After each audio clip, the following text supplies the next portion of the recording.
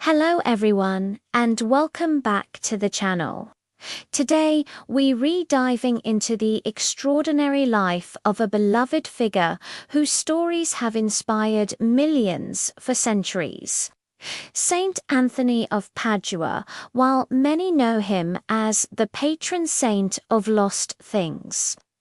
His legacy is filled with incredible tales of faith, compassion, and wonders that go far beyond finding your misplaced keys.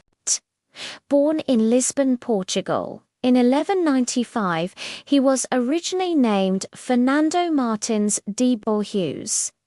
He began his spiritual journey as an Augustinian monk, but a pivotal moment changed his path forever.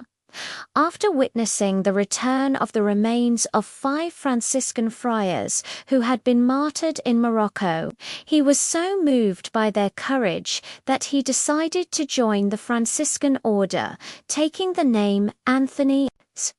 His initial plan was to travel to Morocco himself, hoping to follow in their footsteps.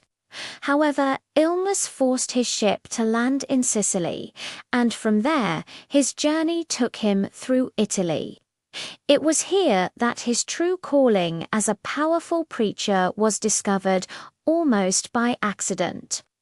At an ordination ceremony, when the scheduled speaker failed to appear, Anthony was asked to step in. He spoke with such eloquence, knowledge, and passion that everyone present was left in awe. From that day on, his life became a whirlwind of preaching missions. Now, let's talk about the miracles that have made his name echo through history. One of the most famous stories is the sermon to the fish. According to the tale, Anthony traveled to the city of Rimini, where the local people were unreceptive to his message. Undeterred, he walked to the mouth of the river and began to preach to the water itself. Miraculously, a great school of fish gathered, arranging themselves in orderly rows and lifting their heads from the water, as if listening intently. When the townspeople saw this incredible sight, their hearts were opened, and they eagerly gathered to hear Anthony's words. Another powerful story involves a challenge to his faith. A man doubtful of a core Christian belief challenged Anthony to prove it by having his hungry donkey choose a sacred host over a pile of fresh oats. Anthony accepted. For 3 days the donkey was kept without food. On the appointed day, the town square was packed. On one side, Anthony stood holding the consecrated host.